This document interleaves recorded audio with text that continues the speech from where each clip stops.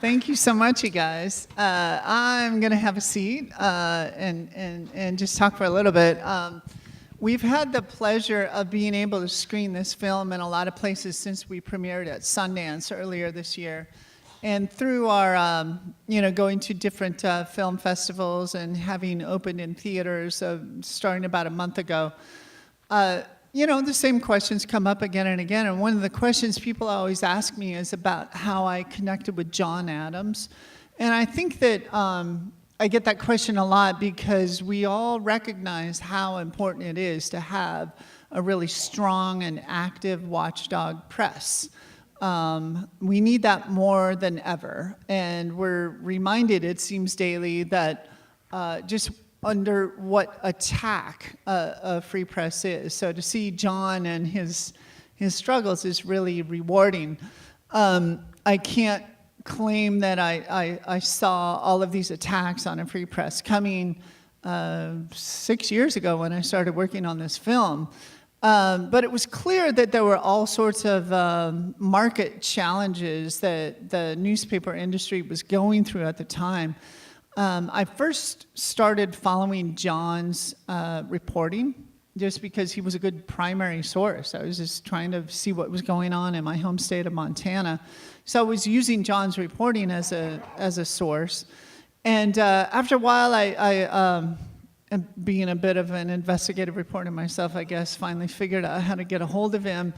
And we met and commiserated for about a year where I was trying to convince him that, like, dude, you need to go on camera. I think maybe because I'd seen All the President's Men like 2 or 3 more times than I should have. This idea that we can follow reporters as they're uncovering this mystery novel and see the world through their eyes. I mean, that's a very interesting, to me at least it was, interesting narrative structure to follow. And I figured that that's what we would need to follow this story in Montana. I didn't know the whole story of where it was going to go, but I knew that it required a lot of digging, and that with an abstract subject like campaign finance, it would be really good to have a journalist to follow that story through the eyes of. So I finally convinced him to go on camera, and that was about for the last about year and a half, 2 years of filming. And that's where this whole trial started to take shape. It was apparent that Mr. Wittick was not going to settle out of court, that he wanted to have it out in a courtroom, which, the filmmaker in me kind of applauded because it's really good when you have a courtroom trial. I think every episode of Law and Order will you see that if you wrap everything up in the courtroom trial at the end of the episode, you can bring all of these issues together and kind of tie them up. So that's the point at which I started following things through his eyes, and I didn't realize that he was going to lose his job, and he was going to basically become emblematic of what the free press in general was going through in the rest of the U.S. and all of the market forces that it was having to struggle against. But once he did lose his job, it seemed like it was really important to get more personal and to follow his personal story more closely, because that was the story of a bunch of other journalists around the country. So I should take some questions from you guys. I think we could go for like 20, 25 minutes. I'm really glad that you guys are here. I love your theater. This is very cool. And I'm happy that you're here. How about, right there. You right there. Yeah, you got it. I think people have a microphone, which is good. So, yeah. Hi. Just a thank you and then a question. First of all, 2 of us are AP government teachers, and they just revamped the AP government test around Citizens United as one of its core 15 court cases. Oh, and we belong to an AP government Facebook group with about 4,700 members across the country. And so this will be a staple going forward. I'm going to go Great. sing the praises Great. of the movie. So in terms of efficacy, you're getting into 4,700 classrooms with this. So I don't know if you're willing to come into classrooms or do showings at big schools, but Let me know.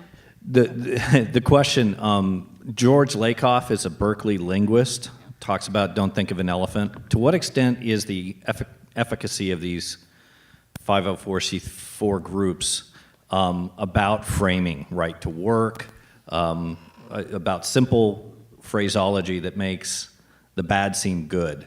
And is John Adams onto that, or is that part of the solution to this? Is it a simple framing question? Yeah, for those of you who don't know Lakoff's work, it's, he talks a lot about this framing where it's not really about what you're discussing politically. I mean, because they're always going to have both sides kind of yelling at each other, maybe on CNN or something. And so the efficacy of that political debate starts to, starts to become less and less efficient.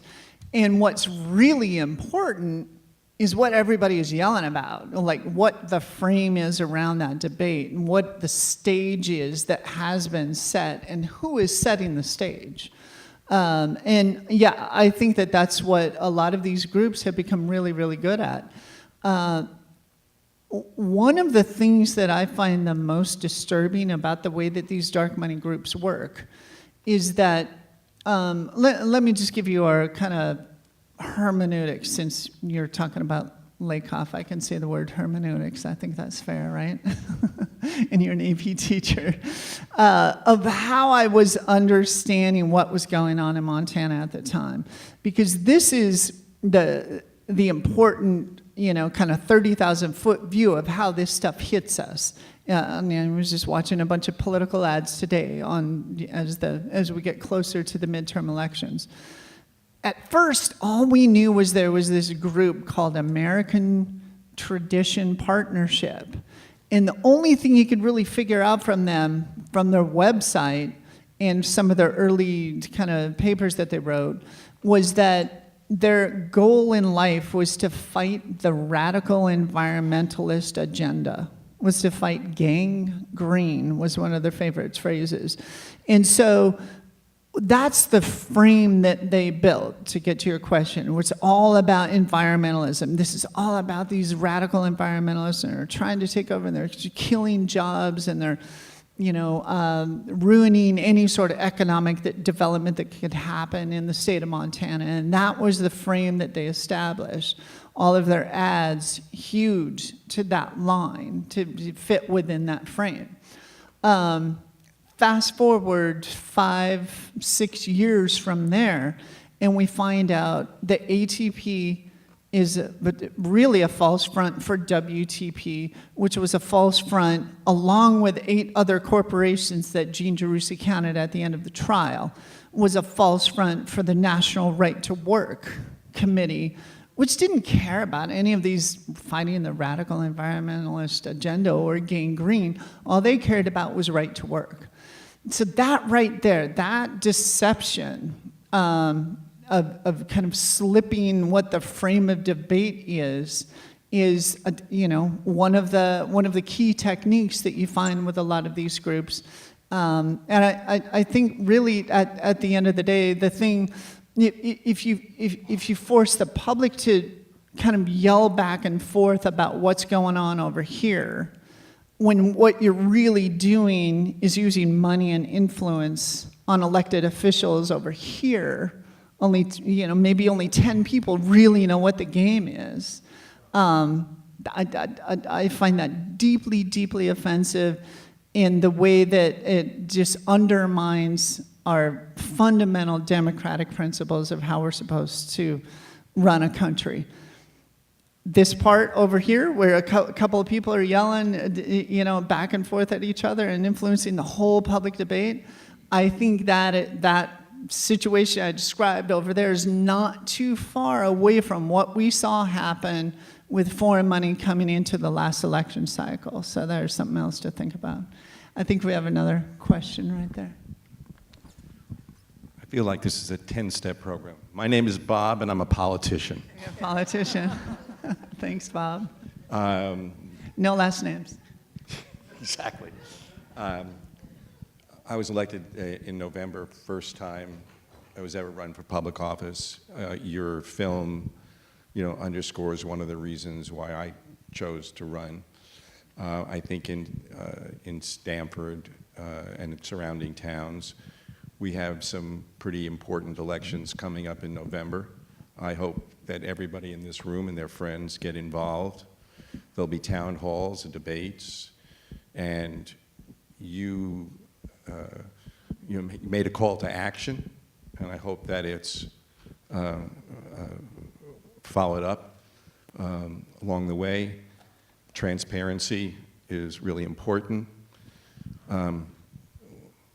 I was just able to work with the city and got Stamford's cable television channel up and running again. It's on Optimum 79. So please get involved and support the candidates that you think will represent you effectively. But my question is... Good.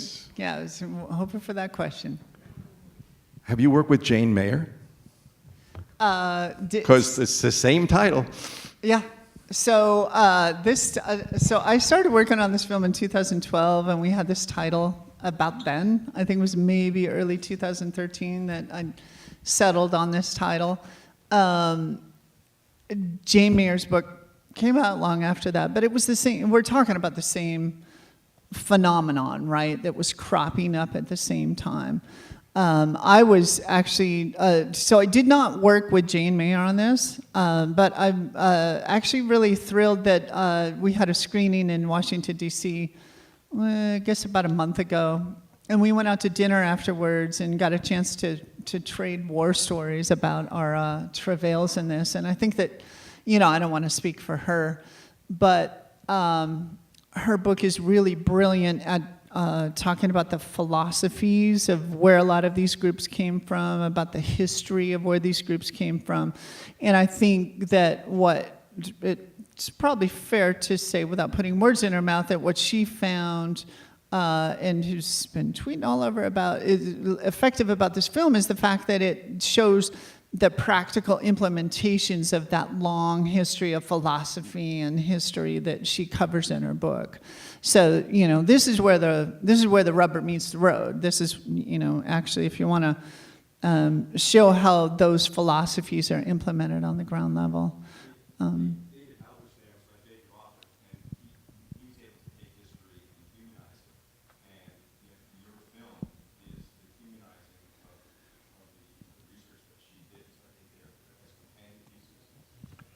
Yeah, and again, it was like I was working on this film, I think 4 or 5 years before her book came out, but it was the same process of trying to humanize. I wasn't humanizing the history that she was talking about in Dark Money. I felt like my project was more to humanize the history that these Montanans were feeling, having lived through the Copper Kings and all of that. But it kind of one step more broadly than that, the real challenge with this film in the editing room, with the subject as complicated and abstract, and frankly undramatic as campaign finance can be, the real challenge was to humanize it, was to put that human face on it, and that's that's where we feel emotionally how important these issues are. I mean, none of us want to be lectured to in a documentary. At least I don't want to. And finding these group of folks who I knew really well, who I grew up with, and they're my neighbors and my relatives, and to tell their story and about how this issue of money and politics hits them, at their kitchen tables every day. And to bring it back down to that human level. That was the real challenge in the editing room, to tell this story. Bet we have right there, right in the front. Hi, a couple questions. So first of all, obviously you work with journalists. These people can outspend us by thousands, tens of thousands, hundreds of thousands to one, yet we outnumber them millions to one. The first question is, how do we find out who they are? And the second is, being fundamentally unfair, how do we drag them down to our level where we can fight them on even ground?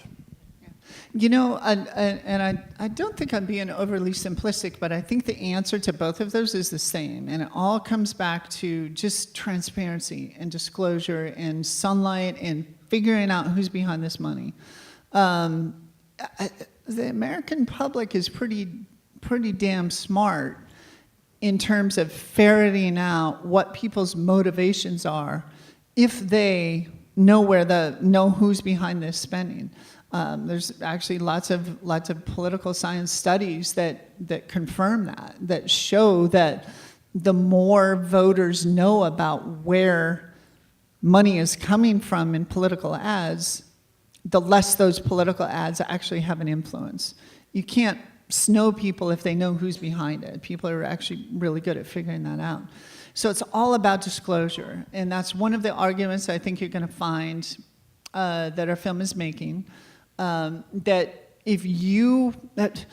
things that a lot of people don't realize is that even within the Citizens United ruling, there's an 8-to-1 accompanying decision where everybody but Clarence Thomas at the time with the court, as it was constituted then, everybody said the reason we can find the way that we find in Citizens United is because we're presuming that we know where the money is coming from.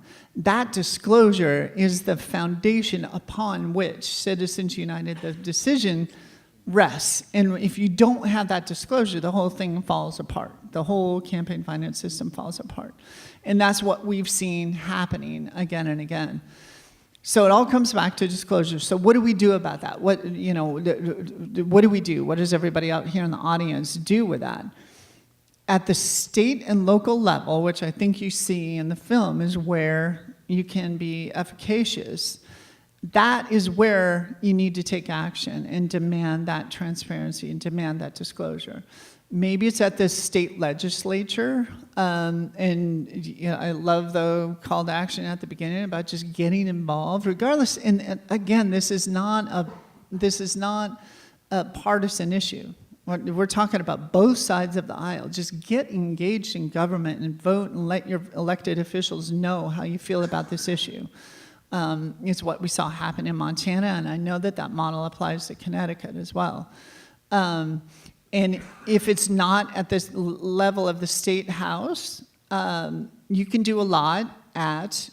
I think this issue is going to move a lot like marriage equality, where we're going to have one city council after another issuing one resolution after the other, saying that for our elections at the city council level, we want to know where all the money is coming from, and we're going to demand that we not have any dark money in these elections, and as a voter, you can demand of the people who are running that you want to know who's funding them and where it's coming from. The numbers show that it's actually not just kind of a good moral idea to make sure that our democracy has a lot of transparency built into it.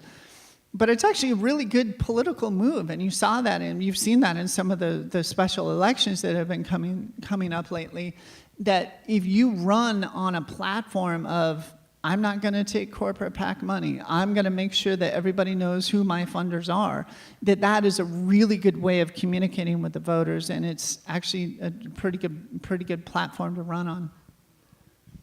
We have more back there. So yeah, in a word, disclosure. Hi, Hey. my name's Paul. I'm a organizer for an organization called Wolfpack. We are active in nearly every state legislature in the country, trying to get state legislators to sign on to a resolution calling for an amendment to the United States Constitution. And so just want to let everyone know that if you're interested in learning about how to get involved locally here in Connecticut, we're happy to have a conversation about that. My question to you is more related to whether you think disclosure laws are enough, and whether you believe that money is equal to speech, and corporations, the kind of the two big pieces about campaign finance, whether money is equal to speech and whether corporations can be equated with people. And then finally, was there a particular event that really got you interested in making this movie? And I just want to thank you for making perhaps the greatest campaign finance movie I've ever seen, at least. So. Oh, thank you. Yeah, what you guys are doing is awesome. And there's a lot of ways to come at this problem. I don't want that to be a frustrating thing. I want that to be a way for you guys to feel like you can plug in in a bunch of different angles. And what the folks at Wolfpack and what other people who are advocating for a constitutional amendment are doing is one way that you guys can get involved.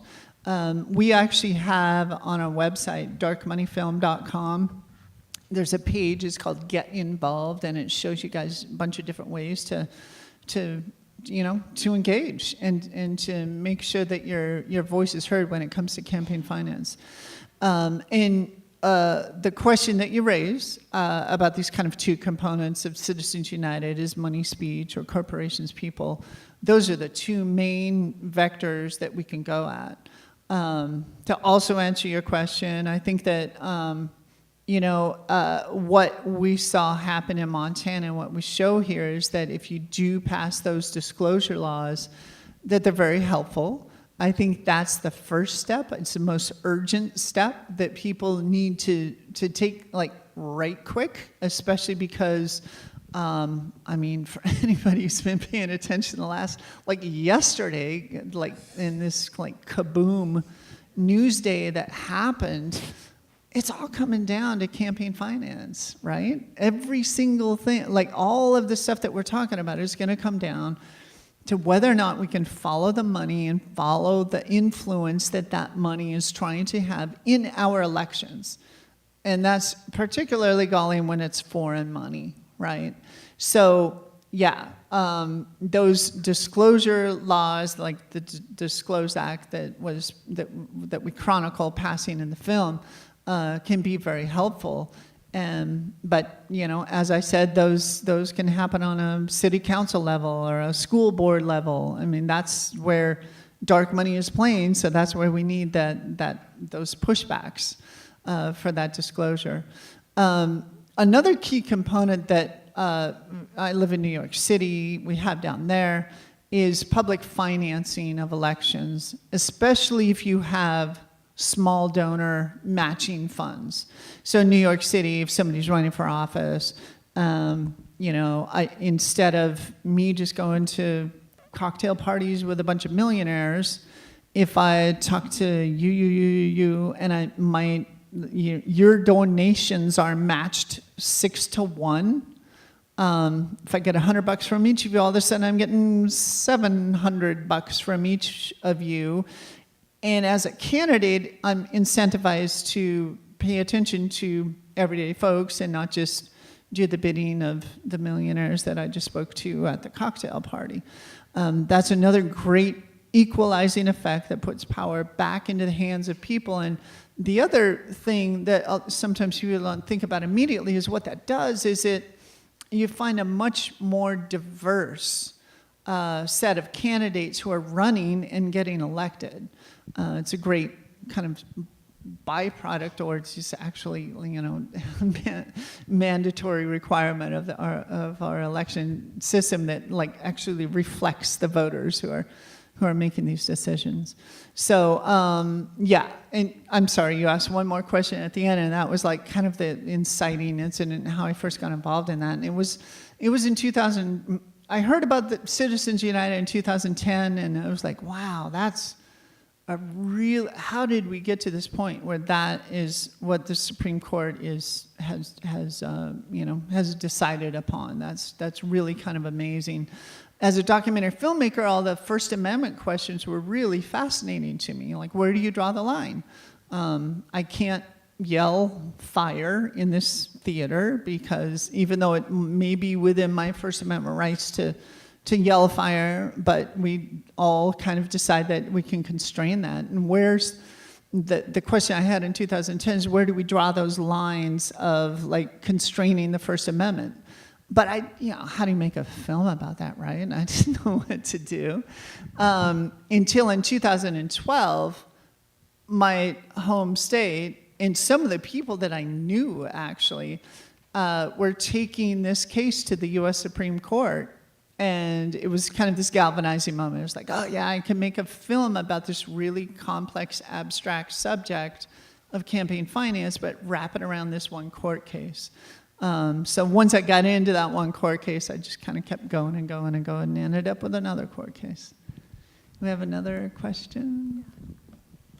I'm sure that you must have seen in your research, ALEC intersecting with these groups, and I didn't hear anything about that in the film. How do they intersect? Yeah, I mean, the whole issue with ALEC, which is the American Legislative Exchange Council, which is pretty famous for basically writing policies that are widely adopted in state houses, these model policies. It's pretty clear that that's where a lot of stand your ground legislation came from, was a ALEC model bill, for those of you who aren't familiar with it. That's kind of a whole, I think that'd be another film.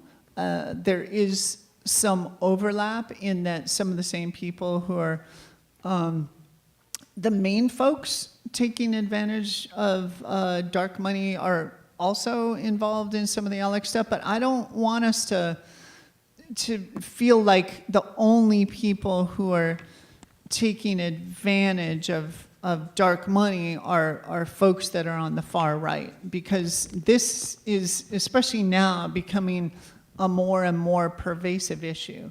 And if y'all find yourself on the political left, I would encourage you to hold your elected officials accountable to fixing issues of money in politics. I think it's really easy, I find myself doing it, to just kind of blame people on the other side of the aisle and just kind of say they're the ones who are responsible for creating this problem. They're the ones who got to fix it. But to be honest, for the majority of the time that I was making this film, I mean, we were all surprised about the results of the 2016 election. And I actually thought that our film was going to basically convince the political left not to get into this ever-escalating arms race of money in politics and using more and more anonymous money, which, eye for an eye leaves the whole world blind, is kind of how I saw this thing playing out. So I think it's really important that if you find yourself on the left, that you make sure that the people that you're electing are going to go a long way towards solving the problem. Dark money people on both the right and the left benefit from it. We chronicle one set of events that happens to be a bunch of Republicans attacking other Republicans, but it's not only Republicans who are using this. That said, I don't want to create this equivalency, this false equivalency, and make it seem like the numbers are the same, because they're really not. But I think that on the left, that we need to hold folks accountable as well. I think we have another, it's kind of hard to see. Oh, come on, you guys, you have one more question. I think we have time for one more question. Yeah. My name is Alec. I'm also with Wolfpack. Did you say your name was Alec, as in Alec. American Legislative Kind of an Exchange unfortunate Council? name. Oh, yeah. Where did you get that guy, Jim Brown? Yeah. And how do you think he would respond to, I'm going blank. How do you think he would respond to, like, the argument that government is a good thing? Like, in the sense of healthcare, like, I think healthcare. I'm gonna pass it off. I think I got you. So Yeah, I'm going to try and get this out. Thank you. He kind of makes the argument that, yeah, forget it. I'm going to read maybe a little bit into your question. Apologies if I get it wrong.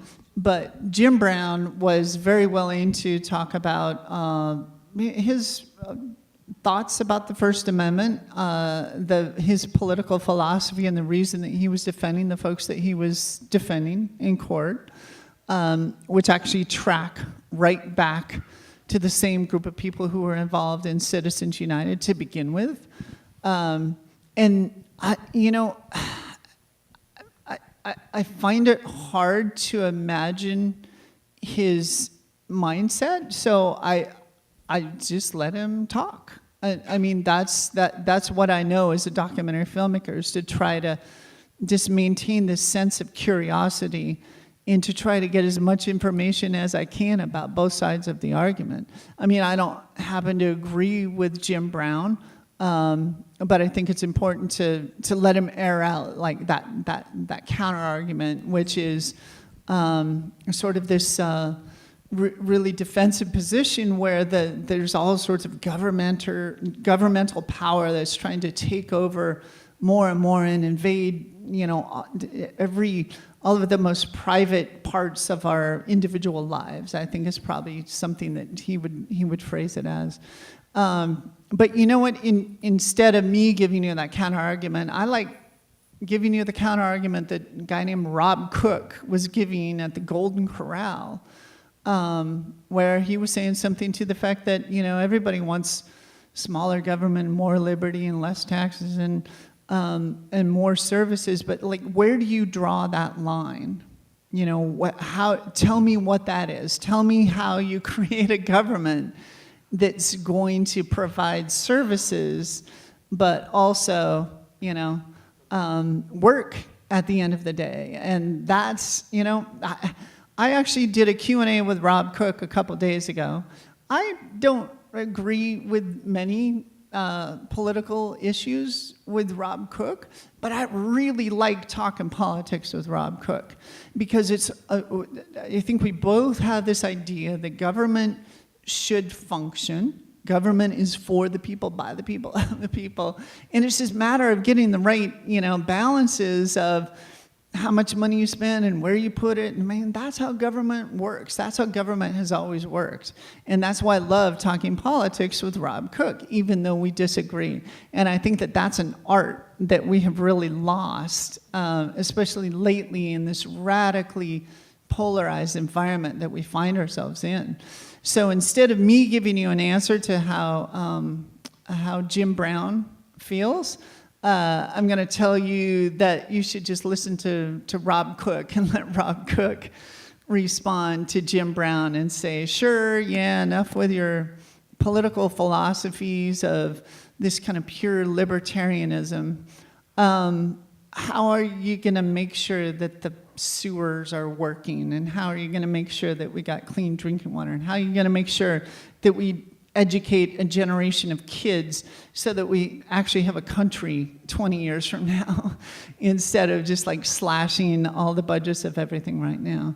So that would be my answer, to just point you back to Rob Cook. I think we have time for one more quick, if we can do it real quick. Hi, my name is Tina. I'm with Wolfpack as well. And you're live, being broadcast across Connecticut and the nation right now. Cool. Because this is an important issue, so I've shared you with my 4,000 friends. And my question to you specifically is regarding unions. I am a proud union member, and as you know, unions sometimes get caught up in this. At one point I heard them say, corporate union money. And my question is how did you differentiate between this? When the right to work issue came up, where does unions fall into this dark money pit? And is it really dark money, or is this our way to fight back? Because this is a common issue that candidates like myself have faced, where we are back to our unions because sometimes that's all the money our people have. You know, they go into memberships and they expect, and I expect, my union to support candidates because I just don't have those funds, or the people around me are working, you know, really hard to support a family. So how does it fit into your film, and what would be your thinking on that? Yeah, well, I mean, first of all, I think that for folks who see this, who see the film, see first of all, what I think is a really interesting history of the labor movement in the U.S., which in a lot of ways started in Butte, Montana, or places that are very similar to Butte, Montana, but in some cases quite literally in Butte, Montana. And that's a very kind of important, kind of emotional center, I think, of the film in a lot of ways. And I think that what you always see, of course, I'm kind of stating the obvious here, but by the end of the film, when you realize that there's the national right to work movement, which is basically about busting unions, and I mean, I think they would even state it that frankly, that was what was behind a lot of this this 5-state campaign, at least, that was really trying to undermine the way that unions were functioning, at least in Montana. So yeah, I mean, when you look at the Citizens United ruling, it does mention corporations and unions. It mentions C4s and C5s and C6s, and that's, you know, C4 social welfare nonprofits, and C5 unions, and C6, you know, government guilds, business guilds like the Chamber of Commerce. So even though the, you know, Citizens United does kind of mention and group those together, I think that once you look at the actual amount of money that's being spent on both sides, that it, you know, there's not much of a comparison. I want to kind of shift the discussion a little bit from being about corporations, which people think of as hundreds of people, or unions, which people think of as hundreds of people. The real impact of what a lot of these C4 groups are doing is that we don't even know how many people, if it's multiple people, are involved in these C4 groups.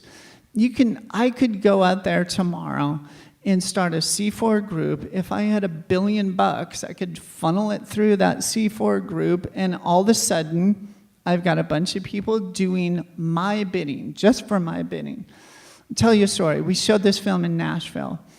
There was a ballot initiative to create public transportation for the city of Nashville.